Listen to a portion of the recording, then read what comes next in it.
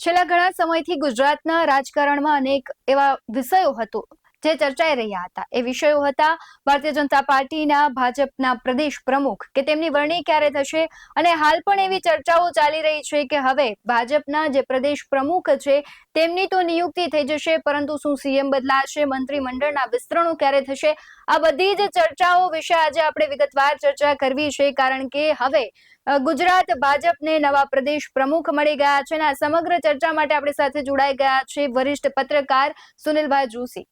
સુનિલભાઈ, BS9 TV ન્યૂઝમાં આપનું ખૂબ સ્વાગત છે.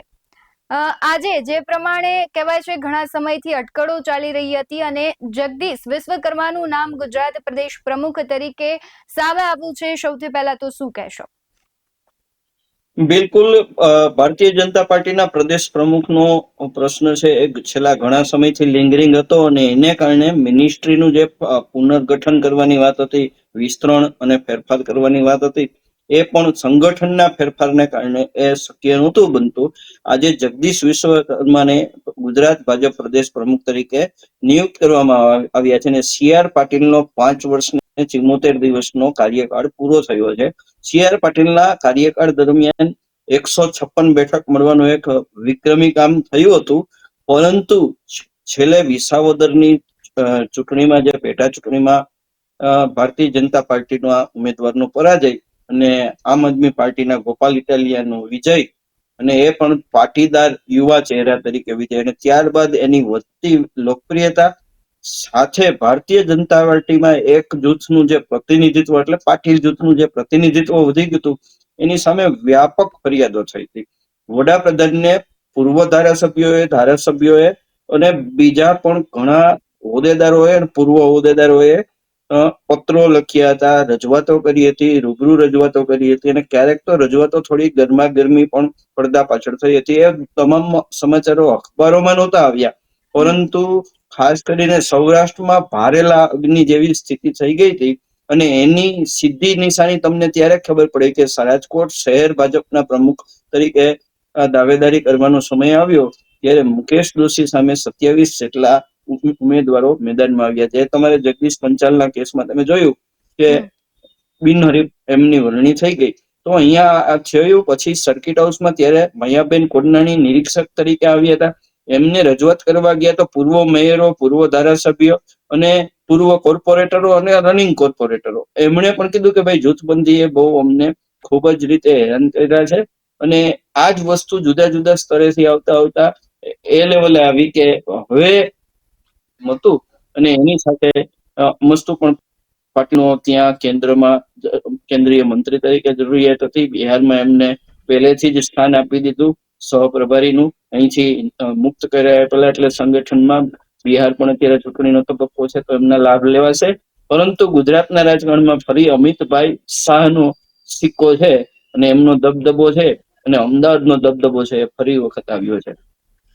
જે પ્રમાણે જે સુનિલભાઈ તમે વાત કરી, ખાસ કરીને અમદાવાદમાંથી ભાજપના પ્રદેશ પ્રમુખ, અને જ્યારે પ્રધાનમંત્રી મોદી આવ્યા હતા ત્યારે તેમણે નિકોલમાં સભા કરી, આ બધા જ જે નાના નાના સંકેતો છે એ ક્યાંક દર્શાવતા હતા કે જગદીશ વિશ્વકર્મા છે તેમનું કામ, અમિત શાહની તેમની કહેવાય છે કે ખૂબ સારા એવા સંબંધો અને જે તેમની કાર્યપ્રણાલી છે ક્યાંક તેમને અસર કરી હોય અને આ પદ માટે દાવેદાર કર્યા હોય, તમને શું લાગે છે?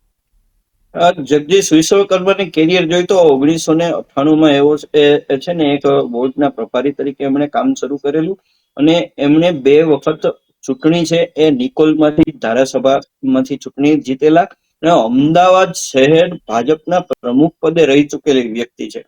એટલે સંગઠનની ખૂબ જ એની પકડ, અને અમદાવાદની ઉપર જેની પકડ હોય ને એની લગભગ ગુજરાતમાં, કારણ કે મધ્યસ્થ કાર્યાલય અમદાવાદ ખાતે, એટલે ત્યાં બધા જ રાજકીય તમામ નેતાઓની અવર જવર હોય, ગાંધીનગર હોય કે, તો એ એક સત્તાનું એક સીડી હતી, અને એમાં એમણે સુપેરે કામ કરેલું હતું. નિકોલમાં વડાપ્રધાન આવ્યા, અને એ બહુ જ સૂચક બાબત છે કે ભાઈ જગદીશ વિશ્વકર્માનો એ વિસ્તાર છે, ત્યાં આવવા પાછળ પણ ડેમેજ મેનેજમેન્ટ એક હતું, અને બીજું સોશિયલ એન્જિનિયરિંગ અને થોડી બાબતો હતી, સ્થાનિક થોડોક રોષ ને એવી પણ બાબતો હતી, એ બધું એડ્રેસ થઈ ગયું. અને જગદીશ વિશ્વકર્મા પાસે આજે તમને જાણીને આશ્ચર્ય થશે કે 7 પોર્ટફોલિયો છે. હવે એ એમાંથી મુક્ત થશે, નવી ફેરફાર થશે ત્યારે એમાં સહકાર જે અમિતભાઈની નીચે આવે છે, કેન્દ્રીય સહકાર ખાતું, એમ રાજ્યનું પણ સહકાર વિભાગ હોય, પછી કુટીર ઉદ્યોગ છે, MSME છે, એમની પાસે વહીવટી ખર્ચ, સ્ટેશનરી ને એવા કુલ 7 પોર્ટફોલિયો ધરાવતા એ મંત્રી છે. એટલે કે એમની જે કોઈ વહીવટી કુશળતા છે એ અને સંગઠનની કુશળતા, એવું બે ક્ષેત્રમાં બેલેન્સ વ્યક્તિ, અને એ પણ અમદાવાદમાં દિલ્હીના હાઈકમાન્ડ નેતાઓના ડાયરેક્ટ ટચમાં હોય એવી વ્યક્તિ તરીકે વિશ્વકર્માની પસંદગી થઈ છે. તો તમે જોતા હશો કે એની સામે ક્યાંય જે વિરોધ નથી ઉઠ્યો, એમની પસંદગી સામે અથવા અસંતોષ સ્થાને ખૂણે પર બહાર નથી આવ્યો. કારણ કે કરેક્ટિવ મેજર કહેવાય ને, કરેક્ટિવ મેજર ભારતીય જનતા પાર્ટીએ લીધા કે સૌનો માણસ અને સૌને સાથે રાખી શકે એવો, અને બાયસ ન થાય, અને બીજું કોઈનું ચલાવી પણ ન લે. તમે જયારે ભારતીય જનતા પાર્ટીના ગુજરાતના પ્રમુખ થતા હો ને, એટલે વડાપ્રધાનનું હોમ સ્ટેટ છે, અને એ ગૃહમંત્રી, કેન્દ્રીય ગૃહમંત્રીનું હોમ સ્ટેટ છે. એટલે તમારી ઉપર છે ને આખા દેશની નજર હોય, ભારતીય જનતા પાર્ટી ઉપર આખા દેશની વિપક્ષોની નજર હોય કે અહીંયા જો કોઈ ચૂક થાય ને, તો અહીંયા એવી વ્યક્તિ જોઈ કે પક્ષના લોકોનું જે સાંભળવું હોય એ સાંભળે, અને ન સાંભળવું હોય ન સાંભળે, અને છતાં લોકોને સાથે રાખી શકે. કારણ કે જયારે તમે મુખ્ય પદ ઉપર હો ત્યારે તમારી પાસે ઘણી વસ્તુઓ ફિલ્ટર કરવાની પણ આવતી હોય, પણ એ જગદીશ વિશ્વકર્મા પાસે એ કેપેસિટી છે ને, એની એજ એની ફેવરમાં છે. 52 યર્સ એની એજ છે અત્યારે. એટલે મને લાગે છે અમિતભાઈના ખૂબ જ વિશ્વાસુ, અને જેને કહેવાય ને ભરોસાપાત્ર, માત્ર વિશ્વાસુ હોવું નહીં પણ કેપેબિલિટી એમની છે, એટલે એ પસંદ થયા છે. ખાસ સુનિલભાઈ, ઘણા બધા નામો ચર્ચાયા હતા. જગદીશ વિશ્વકર્માની વાત અલગ છે, પરંતુ ઉદય કાનગડ સહિતના અને મયંક નાયક સહિતના અનેક નામો ચર્ચાયા. ત્યારે ખાસ આપણે ઉદય કાનગડની કરવી છે કે તેમનું નામ ચર્ચાયું હતું, પરંતુ ક્યાંક આ ભારતીય જનતા પાર્ટીનું આપણે જોતા હોય છે કે કોથળામાંથી બિલાડું કાઢવાની ટેવ છે, અને દર વખતે એવું જ બને. તો ઉદય કાનગડની કેમ બાદબાકી આ વખતે દેખાઈ? તેનામાં શું ખોટ લાગી ભારતીય જનતા પાર્ટી? તમે એક જ વસ્તુ કરો કે ઘરમાં સિનિયોરિટી હોય પરિવારમાં, તો સિનિયર વ્યક્તિ પેલા કોઈ પણ, દાખલા તરીકે 2 ખુરશી હોય, તમારા પરિવારમાં 3 ખુરશી હોય, તો પેલા વડીલો બેસે કે જુનિયર બેસે? તો જગદીશ વિશ્વકર્માનો અનુભવ છે, અમદાવાદ શહેર ભાજપનું સંગઠન પ્રમુખ તરીકે એમણે સંભાળ્યું છે, અને અમદાવાદમાં ચૂંટણી જીતવી, અને એક નહીં 2 ચૂંટણી જીતવી, 2012 અને 2022ની નિકોલ વિસ્તારમાંથી. તો એમની જેને કહેવાય કે કેડર બેઝ નેતા તરીકેની પણ લોકો સુધી લોકપ્રિયતા છે. બીજું, એ સહકાર જેવું એક ખાતું સંભાળતા હોય તો એમને સીધું જ અમિતભાઈના સંપર્કમાં આવવું પડતું હોય. અમદાવાદનું હોમ ગ્રાઉન્ડ છે અમિતભાઈનું અને નરેન્દ્રભાઈનું, ત્યારે એમાં પણ એમને વારંવાર આવવું પડતું હોય. તો એમનામાં એક છે ને ટેલેન્ટ હોય હીરાને પારખવાની. તો ક્યાંક ને ક્યાંક જયારે એવી વાત આવે કે 3 શ્રેષ્ઠ જેમાંથી પસંદ કરવા હોય તો સર્વશ્રેષ્ઠ પસંદ થાય. તો ઉદય કાનગડમાં બીજો કોઈ પ્રોબ્લેમ ન હોય, પણ ઉદય કાનગડ પાસે હજી ઘણું કેરિયર છે, અને he have to prove himself in party cadre base, party and discipline. તો ક્યાંક ને ક્યાંક એવી વસ્તુ કહી શકાય. બીજું, થોડું કદાચ મને એવું લાગે છે કે ઉદય કાનગડને CR પાટીલ ના જે નિકટતા છે એ બાબત પણ આમાં આપણે ધ્યાનમાં લેવી પડે. એ નિકટતાને કઈ રીતે પાર્ટીએ કન્સિડર કરી છે એ આપણે ન કહી શકીએ, પણ એટલું ચોક્કસ કહી શકાય કે CR પાટીલના સૌરાષ્ટ્રના વિશ્વાસુઓમાં ભરત બોગરા અને ઉદય કાનગડ 2 નામ બહુ ચોક્કસ હતા. ખાસ એ વસ્તુ સમજવી છે કે અત્યારે સૌરાષ્ટ્ર અને ગુજરાતનું રાજકારણ ખૂબ ગરમાયું છે. ભારતીય જનતા પાર્ટીના આંતરિક જૂથવાદ છે તે ચરમસીમાએ પહોંચ્યા છે, અને આ બધાની વચ્ચે જે CR પાટીલે જે કામ કર્યું છે, એ કામ કરવા માટે જગદીશભાઈ છે તેમને ખૂબ મહેનત કરવી પડશે, જાળવી રાખવા. પણ તમને શું લાગી રહ્યું છે?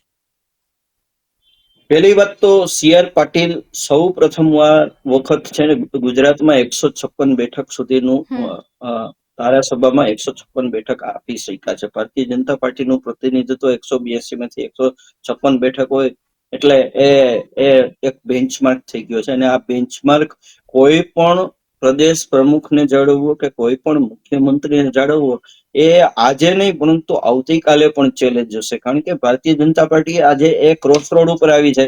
એ ગુજરાતમાં 30 વર્ષનું એમનું શાસન થઈ ગયું છે, એટલે એન્ટી ઇન્કમ્બન્સી વાળી વાત છે. બીજું, જે જૂની પ્રોમિસીસ છે હોય છે ને, એક બહુ અંડરલાઈન થોડું રહે છે બધું. પણ એક વસ્તુ તમને કહી દઉં કે સોશિયલ મીડિયા જ્યારથી આવ્યું છે અને ટીવી મીડિયાનું જ્યારથી રીલ્સ છે, એ જૂની રીલ્સ છે ને એ તમને હંમેશા તમારો ભૂતકાળ યાદ કરાવે છે. અને ઇતિહાસ છે ને કોઈ દિવસ ભૂસી નથી શકાતો. હમ. એટલે તમારું પરફોર્મન્સ ને તમારા વાયદાઓ એ ચૂંટણી ટાઈમે બધી જ વસ્તુઓ સોશિયલ મીડિયામાંથી સામે આવશે, અને એ કટોકટીમાંથી કસોટીમાંથી મીડિયાના ગમે એટલી તમારી એક્સપર્ટાઇઝ હોય, પરંતુ કહેવાય છે કે તમે દરેક વ્યક્તિને અમુક સમય સુધી મૂર્ખ બનાવી શકો, પરંતુ કાયમી મૂર્ખ ન બનાવી શકો. તો હવે મતદારોને તમારે રીઝવવાના છે, જીતવાના છે, અને ક્યાંય એમને ઘાવ લાગ્યો છે, દાખલા તરીકે આટલા પુલ તૂટવાની ઘટનાઓ થઈ છે, આટલી ટીઆરપી કાંડ અને બીજી આવી પુલ, મોરબીના પુલ દુર્ઘટનાઓ થઈ છે, બીજા બ્રિજ તૂટી ગયા છે, ચોમાસામાં રસ્તાઓ તૂટવા એ સામાન્ય થઈ ગયું છે, રાજકોટ અમદાવાદ હાઈવે, બીજા ઘણા હાઈવે પૂરા થઈ ગયા હોય, જે ખાસ કરીને આણંદ વડોદરા વાળો હાઈવે છે સાણંદ ચોકડીથી, એ પૂરો થઈ ગયો હોય. તો એ બધું થતું હોય ને સૌરાષ્ટ્રને ક્યાંક ને ક્યાંક વસ્તુઓ અન્યાય થતો હોય કે ગુજરાતમાં બીજી જગ્યાએ અન્યાય થતો હોય, તો એ ચૂંટણી સમયે તમારી સામે આવશે. ત્યારે એ નેતૃત્વ, હવે જે પક્ષ પ્રમુખનું નેતૃત્વ આવ્યું, એમણે સરકાર સાથે લઈ કોઓર્ડિનેશનમાં બિફોર ટાઈમ, એટલે ચૂંટણી ડિક્લેર થાય પેલા મહાનગરપાલિકાઓની, નગરપાલિકાઓની ચૂંટણી ડિક્લેર થાય એ જાન્યુઆરીમાં બધું પૂરું કરવાનું હોય, તો એ મોટામાં મોટી ડિસેમ્બરમાં તો તમારે ડિક્લેર કરવી પડે. તો ડિસેમ્બર પહેલા ડેમેજ મેનેજમેન્ટ કરવું પડશે, અને એ સરકાર સાથે સંકલનમાં રહીને કરવું પડશે. તો દરેક શહેર અને જિલ્લા, અને ખાસ કરીને જેટલી મહાનગરપાલિકાઓ, નગરપાલિકાઓમાં ચૂંટણી છે, એ વિસ્તારોના લોકોને રીઝવવા પડશે. તો એક ટાસ્ક ફોર્સ તરીકે આ પ્રદેશ પ્રમુખને કામ કરવું પડશે. અને એમાં મને લાગે છે કે અનુભવની દ્રષ્ટિએ કે કુશળતાની દ્રષ્ટિએ અને બિનવિવાદાસ્પદ વ્યક્તિ તરીકે જગદીશ વિશ્વકર્માથી કોઈ અવેલેબલ બેસ્ટ મને દેખાતું નહોતું, એટલે એમની પસંદગી થઈ છે. પરંતુ જગદીશ વિશ્વકર્માને અત્યારની કામગીરીથી મૂલવવા અને હવે સંગઠનના પ્રદેશ પ્રમુખ બન્યા પછી તમામ પક્ષોને સાથે રાખવા, એ રાજ્યમાં બધા ડેટકાને એક સાથે જોખવા બરોબર છે, એ સૌથી મોટી ચેલેન્જ રહેશે.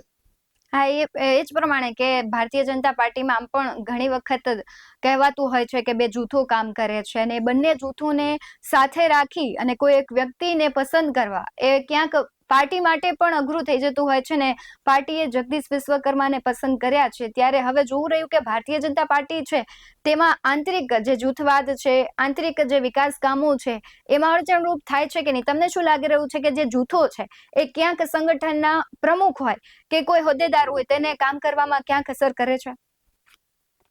નહીં, બિલકુલ નહીં કરે. એક તમને કહી દઉં કે જો ભારતીય જનતા પાર્ટીમાં કોંગ્રેસમાંથી લાવવામાં આવેલા ધારાસભ્યો હોય, એમને ફરીને ઉમેદવાર તરીકે ચૂંટ્યા હોય અને એમને સરકારમાં લેવાની વાત હોય, અથવા જે પક્ષમાં વર્ષોથી કામ કરે છે, અને એક શબ્દ આવ્યો છે ગાભા મારું કરીને, એટલે જેને ગાભા મારું કહેવાય, એટલે કે ખુરશીઓ સાફ કરી અને સભા સંગઠનો માટે ગોઠવવી, કાર્યક્રમોમાં ગોઠવવી, ત્યારથી કામ કરતા એવા છે જેમની 30-40 વર્ષની કેરિયર છે, એમને કોઈ પદ નથી મળ્યા, છતાં એ લોકો કાંઈ કરી નથી શક્યા. એના બે કારણો છે. એક તો એમની પાસે ભારતીય જનતા પાર્ટીની જે વિચારધારા છે એનો વિકલ્પ નથી એમની પાસે, કારણ કે કોંગ્રેસની વિચારધારા કેટલાક લોકોને મગજમાં નથી આવતી, કોંગ્રેસના લોકોને ભાજપની વિચારધારા મગજમાં આવી. બીજું, સત્તા વિના ન રહી શકે આ લોકો.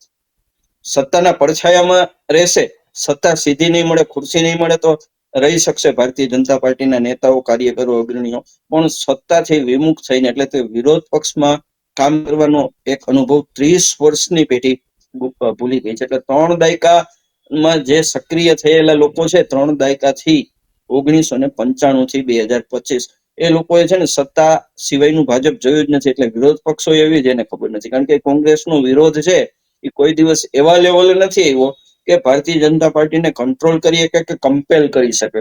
તો એવું તો બહુ નહીં બને, કારણ કે સીધો વિરોધ તો નહીં થાય, અને વિરોધ થશે એને દબાવી દેવા માટે પાર્ટી છે એની પાસે બહુ કુશળતા છે. અને ભૂતકાળમાં તમે CR પાટીલમાં એ વસ્તુ જોઈ લીધી કે કોંગ્રેસના નેતાઓને લઈ આવ્યા તો ભારતીય જનતા પાર્ટીમાં વિવાદ ન થયો. તો હવે તો શું જાજુ કરવાનું રહ્યું? તમારા 18 કે 19 તો કોંગ્રેસી નેતાઓ છે, એમાં અમુક તો કેબિનેટ મંત્રી સુધી છે. તો હવે આનાથી તો વિશેષ શું? એના તો જગદીશ વિશ્વકર્મા તો ભાજપના સ્ટાન્ચ છે અને સંઘના પણ સ્ટાન્ચ કાર્યકર છે, એટલે એમને માટે તો એ સવાલ જ નથી. એટલે હું એવું માનું છું કે કરેક્ટિવ મેજરમાં ભારતીય જનતા પાર્ટી આવી છે, અને અત્યાર સુધીની જે જૂથબંધી હતી એને એડ્રેસ કરવા, એટલે કે એને ક્યાંક ને ક્યાંક થોડી ન્યુટ્રલાઇઝ કરવાની કોશિશ થઈ છે, અને એ કરેક્ટિવ મેજર છે, એટલે કે સારો પગલું છે. જી સુનિલભાઈ, ખાસ એક વસ્તુ મહત્વની છે કે ભારતીય જનતા પાર્ટી ઓબીસી ચહેરો આપ્યો, કોંગ્રેસનો પણ એ છે અને આમ આદમી પાર્ટીનું પણ ઓબીસી ચહેરો છે. એટલે ક્યાંક આગામી વિધાનસભાની જે ચૂંટણીઓ છે તેને લઈને આ ઓબીસી ચહેરો કઈ રીતના કામ કરશે, ને ખાસ આપણે જોતા હોય કે જાતિગત સમીકરણો છે, તમને શું લાગી રહ્યું છે કે કોના પર વધારે પ્રભાવ પડશે એનો? જો એક વસ્તુ બાકી છે કે કોઈ ચહેરા હોય છે ને એ અમુક અંશે નાની ચૂંટણીઓ હોય ને ત્યારે, એટલે મહાનગરપાલિકા અને નગરપાલિકાની ચૂંટણીઓમાં અમુક અંશે અસરકારક હોય છે. બાકી એ બધી એવી વસ્તુઓ દરેક નથી બનતી. આજે નરેન્દ્રભાઈ કોઈ પણ જગ્યાએથી ઉભા રહીએ તો ચૂંટાઈ જાય છે. અમિતભાઈ કોઈ પણ જગ્યાએથી ઉભા રહીએ તો ચૂંટાઈ જાય છે. સી.આર. પાટીલ છે એ સતત ચૂંટાતા આવે છે. તો સાવ એવું નથી, પરંતુ એક જ્ઞાતિવાદી ગણિત ચાલે છે.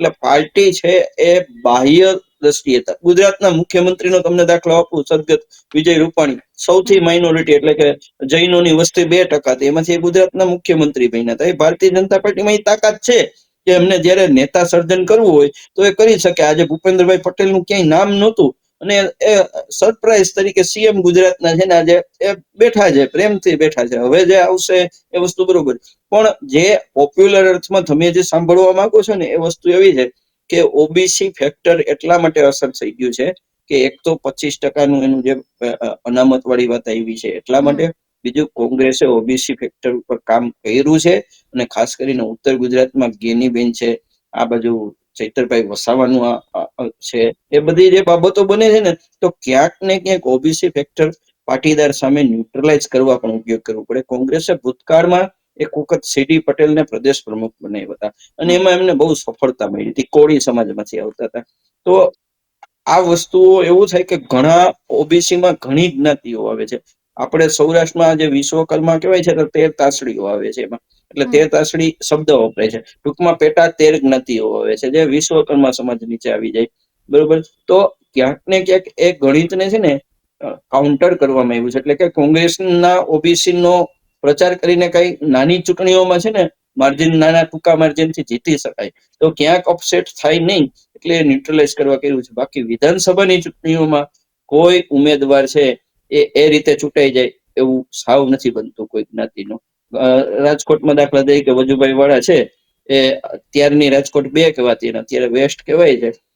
વિજયભાઈ રૂપાણી છે, તો એ બંનેની, વજુભાઈ વાળાની કાલડિયા રાજપૂતની જ્ઞાતિ કેવડી, બહુ નાની, છતાં એ રાજકોટના ક્રીમ વિસ્તાર કહેવાય કે જેમાં કાલાવડ રોડ થી માંડીને આ પારક સોસાયટી માંડીને એ બાજુનું રાજકોટ, પાટા આગળનું રાજકોટ ઘણું આવે, છતાં એ છૂટે. કારણ કે ભારતીય જનતા પાર્ટી હવે છે ને એ તબક્કે પહોંચી ગઈ છે કે એમનું નેટવર્ક, એમની વિચારધારા અને એમની પાસે સત્તા 30 વર્ષથી અહીંયા અને 11 વર્ષથી કેન્દ્રમાં છે. એટલે એ ત્રણેય બાબતો ઉપર એનો ક્યાંક ને ક્યાંક છે ને બહુ પ્રભાવ છે. પણ જે પોપ્યુલર ગણિત હાલે છે એ પ્રમાણે એમણે કાઉન્ટર કર્યું છે અને ઓબીસી ચહેરો મૂકેલો છે. કારણ કે મુખ્યમંત્રી જયારે પાટીદાર સમાજ ના હોય, કડવા પાટીદાર છે, તો ત્યારે આ ચહેરો મૂકવો પડે. સુનિલભાઈ, ખાસ આપણે જોતા હતા કે ઘણા સમયથી ચર્ચા થઈ હતી કે જે મંત્રીમંડળનું વિસ્તરણ થશે અને હવે એવી ચર્ચાએ પણ વેગ પકડ્યો છે કે કદાચ સીએમ પણ બદલાય. આપણે જોઈએ છે કે આમ તો સૌરાષ્ટ્ર છે એ રાજકારણનું એપી સેન્ટર કહેવાય અને જયેશ રાદડિયાનું શક્તિ પ્રદર્શન, અને ખાસ આપણે અનેક એવા પરિબળો જોઈએ કે જાતિગત સમીકરણો જોવો તો પણ પાટીદારોનો ખૂબ પ્રભાવ છે. એટલે હવે જો ગુજરાત પ્રદેશ પ્રમુખ તરીકે ઓબીસી નો ચહેરો છે, તો શું સીએમ પદ તરીકે પાટીદારને મૂકવામાં આવશે અને ક્યારે આ સીએમ પદ તરીકેની જે કહેવાય છે કે ફેરબદલી થશે, મંત્રીમંડળ થશે, તમને શું લાગી રહ્યું છે કે આ બધા ફેરફારો ક્યારે થશે? ભારતીય જનતા પાર્ટીમાં શું થશે ને ચોક્કસ, અને કઈ વ્યક્તિનું થશે એ બધું જ ચોક્કસ ન કહી શકાય, પણ જે નવું પ્રધાનમંડળનું વિસ્તરણ છે ને એ મેં તમને કીધું ને, એક સિક્કાની 2 બાજુ હતી. સંગઠનના ફેરફારો થાય પછી મંત્રીમંડળના ફેરફાર થાય. હવે પહેલી વાત જગદીશભાઈ વિશ્વકર્માની કરીએ તો એમની પાસે 7 ખાતા હતા અને એ ત્યાં સ્ટેટ લેવલના મિનિસ્ટર હતા, પણ એમની પાસે સ્વતંત્ર હવાલાના પણ ખાતા હતા. તો હવે એમની જગ્યા ત્યાંથી એ ખાલી, કારણ કે પ્રદેશ પ્રમુખ હોય સ્વાભાવિક રીતે સરકારમાં જુનિયર મંત્રી તરીકે ન હોય એટલે ત્યાંથી રાજીનામું આપે અને એ જગ્યા ખાલી પડશે. પણ વાત છે ને આખી એ બહુ હજુ છે ને, લોકો કદાચ મેં મેઇન સ્ટ્રીમ મીડિયા પણ જોયું, લોકો શોરમાં કેટલીક વસ્તુ, જેને કહેવાય ને આપણી ભાષામાં કહી તો થોડોક બુમરાણમાં કેટલીક બાબતો મિસ કરે છે. પણ આખા દેશમાં તમે જુઓ ને તો એક કોંગ્રેસ છે ને એના તરફે જેન ઝેડ યુવા મતદારો એમની તરફ વધારે આકર્ષણ છે. રાહુલ ગાંધીને તમે ક્યાંય પણ જુઓ ને તો એમની આજુબાજુમાં જે કેડર બેઝ છે અથવા જે એનો ફોલોઅર ક્લાસ છે ને, ચાહે એમનું સોશિયલ મીડિયા લઈ લ્યો, ચાહે એમની સભાઓ લઈ લ્યો, ચાહે એમની રેલીઓ લઈ લ્યો, તો એમાં જેન ઝેડ બહુ વધારે સંખ્યામાં છે. અને આ સરકાર કેન્દ્રમાં છે ને, એ સરકાર હવે જેન ઝેડ થી અંદર ખાને બહારથી ભલે એને લડાખમાં જે કઈ કર્યું અને જે કઈ એને કચડી નાખ્યું આંદોલનને, અને જે રીતે સોનમ વાંગચુકને અત્યારે જેલમાં જોધપુરની મૂકી દીધા, પરંતુ અંદરથી સરકાર થોડીક ક્યાંક ને ક્યાંક એલર્ટ થઈ ગઈ છે કે ભાઈ આ ક્લાસને એલર્ટ કરવો પડશે, એમને ક્યાંક ને ક્યાંક એડ્રેસ કરવો પડશે. કારણ કે ગુજરાતનું પ્રધાનમંડળ જોવો તો હર્ષભાઈ સંઘવી અને બીજા એક બે ભાઈ, જગદીશભાઈ ની 52 વર્ષની ઉંમર, બાકી 60, 65, 70, 75, 78 વર્ષના જે લોકોને આપણે ટીવીમાં ક્યારેક જોઈ તો એના પગ પણ હરખા ન પડતા હોય, ચાલવાની તકલીફ હોય, એ લોકો મોટા મોટા નેતા તરીકે બેઠા છે. તો હવે મને તો એવું લાગે છે કે પેલા તો એ નેતાઓ એના પર રિપોર્ટ કાર્ડ જોઈ એમને કર ભેગા કરવામાં આવશે, અને એમની જગ્યાએ જે થઈ રહી છે ને કે જે બધા મંત્રી મંડળોમાં જેમની એજ થઈ ગઈ છે એમને રિટાયરમેન્ટ આપશે અને યુવાનોને બધાને એમાં ક્યાંક સ્થાન મળશે. એટલે આ એમને ક્યાંક સાચવી લે કે જેથી કરીને એમનો જે એમના વોટર બેઝ છે અથવા એમના વિસ્તારમાં એની લોકપ્રિયતા થોડી ઘણી હોય, એમનું નેટવર્કિંગ હોય, એ પાર્ટીથી વિમુખ ન થઈ જાય. પરંતુ એમને હવે કેબિનેટની કે મંત્રાલયની સેવાઓમાંથી મુક્ત કરવામાં આવશે. એની સામે જે એવરેજ એજ આવશે ને, હું એજમાં વાત કરું ને તો એ 30 થી 40 ની એજના વધારે નેતાઓ આવશે. તમે જયેશ રાદડિયાની શરૂઆતમાં વાત કરી ને, તો જયેશ રાદડિયા જયારે દિલ્હી ગયા અને અમિતભાઈ ને મળ્યા ને, ત્યારે જ નક્કી થઈ ગયું કે જયેશ તારે મેદાનમાં આવવાનું છે ને યુ ડિઝર્વ બેટર. કારણ કે એ ભૂતકાળમાં કેબિનેટ મંત્રીમાંથી વિજયભાઈ રૂપાણીના મંત્રીમંડળમાંથી પડતા મુકાયેલ વ્યક્તિ હતા, અને ત્યારબાદ એણે પાર્ટી માટે પ્રૂવ કર્યું કે હું પાર્ટીથી વિરુદ્ધ નથી. અને ઇફકોની ચૂંટણી જો એ જયેશ રાદડિયા જીતી શકે તો એમાં અમિતભાઈની ઈચ્છા ન હોય ને તો એ ન જીતી શકાય. આજે ભારતમાં બે જ નેતાઓ એવા છે કે જે ભારતીય જનતા પાર્ટીને કયા નેતાઓને ક્યાં કઈ રીતે શું એનું પોઝિશનિંગ આપવું એ નક્કી કરે છે. તો એ જયેશ રાદડિયાને ક્યાંક ને ક્યાંક છુપા આશીર્વાદ અમિત શાહના હતા, અને એ હવે રાજકોટમાં એમણે શક્તિ પ્રદર્શન કર્યું, અને અમિતભાઈ વર્ષો પછી રાજકોટના જાહેર કાર્યક્રમમાં આવ્યા. તો જયેશ રાદડિયાનો ઉદય અવશ્ય છે, નિશ્ચિત છે. કેબિનેટમાં ખૂબ જ વજનવાળું કેબિનેટ મંત્રીનું ખાતું મળશે. એ ક્યું મળે અને કેવી રીતે મળે એ આપણે આજે ચર્ચા કરીએ તો, કારણ કે આપણે એનો ભાગ નથી, પરંતુ એનું ફ્યુચર ખૂબ જ બ્રાઇટ છે એવું કહી શકાય. મુખ્યમંત્રી બદલાવે ન બદલાવે એ બધી અટકળો છે, પણ એ અટકળોમાં હું અને તમે ખોટા પડી શકીએ એટલે હું એ બાબતે નહીં કહું, પણ એટલું ચોક્કસ કહીશ કે ગુજરાતના મુખ્યમંત્રી જે છે એની નીચેનું જે મંત્રીમંડળ છે એમાં નવસર્જન કરવામાં આવશે. એનું કારણ એ છે કે મોલમાં હવે જૂનો માલ વેચાતો નથી અને નવો માલ લીધા વિના છૂટકો નથી. એટલે મોલ ખરાબ નથી, એમાં આવેલો માલ છે એ હવે જૂનો થઈ ગયો છે, એ માલનો નિકાલ કરો અને નવા લોકોને લઈ આવો. અને ભારતીય જનતા પાર્ટી એ જ રહેશે, બોટલ એ જ રહેશે, સેન્ટ બદલાશે એવું મને લાગી રહ્યું છે. સુનિલભાઈ, એ પણ વસ્તુ મહત્વની છે કે હવે ભારતીય જનતા પાર્ટી સામે બે વિપક્ષ થઈ ગયા છે. કોંગ્રેસ અને આમ આદમી પાર્ટી પણ હવે ધીમે ધીમે મજબૂતાઈથી લડી રહી છે ને એમાં પણ યુવા ચહેરાઓ છે. એટલે ભારતીય જનતા પાર્ટી માટે મહત્વનું બની જાય કે યુવા ચહેરાને જેની ટક્કરમાં ઉતારે ને. એક બાજુ ગોપાલ ઇટાલિયા છે, એટલે પાટીદાર સમીકરણોને તેને સરખા રાખવા માટે ક્યાંક પાટીદાર જે ચહેરાઓ છે તેને મંત્રીમંડળમાં લાવવા ખૂબ મહત્વના લાગી રહ્યા છે. તમને શું લાગે છે? બેન, પહેલા તો સૌથી મોટી વાત હું BS9 ના જે દર્શકો છે ને કહેવા માંગીશ કે કોંગ્રેસ અને આમ આદમી જુદા જુદા લડે એટલે આપઘાત છે, એ બંને પક્ષનો આપઘાત છે. કારણ કે ભારતીય જનતા પાર્ટીની વિચારધારા સિવાયના કોઈ પણ મત છે એનું ડિવિઝન થાય. જે તમે 2017 અને પછી 2022 ની ચૂંટણીના પરિણામો જોઈ લો. આમ આદમી પાર્ટી છે એ અને કોંગ્રેસ કોઈ પણ સંજોગોમાં ગુજરાતમાં જ્યારે સાથે ન લડે તો એનો અર્થ એ થયો કે એને જે આક્ષેપો કોંગ્રેસ કરે છે એ આક્ષેપોને ઉત્તેજન મળે, અને ભાજપને સામૂહિક લડત ન આપે તો એમની કોઈ એની પોતાની બંનેની કેપેસિટી નથી. કોંગ્રેસની પાસે કોઈ એવો નેશનલ સ્ટેટ લેવલનો એવો લીડર નથી. રાહુલ ગાંધીના પેલા ખાલી ચહેરાથી ચૂંટણી જીતી શકાય કે કોંગ્રેસની વિચારધારાથી ચૂંટણી જીતી શકાય એવું ગુજરાતનું રાજકીય માહોલ નથી. અહીંયા તો ભારતીય જનતા પાર્ટી પાસે 100 એનજીઓ દરેક શહેર જિલ્લાઓમાં હોય છે, 100 એનજીઓ, જે એમનું નેટવર્કિંગ સંભાળે છે, જેમની પાસે પન્ના પ્રમુખ છે, જેમની પાસે વિચાર છે, જેમની પાસે લીડરમાં ચહેરાઓ, ગેલેક્સી ઓફ લીડર્સ છે.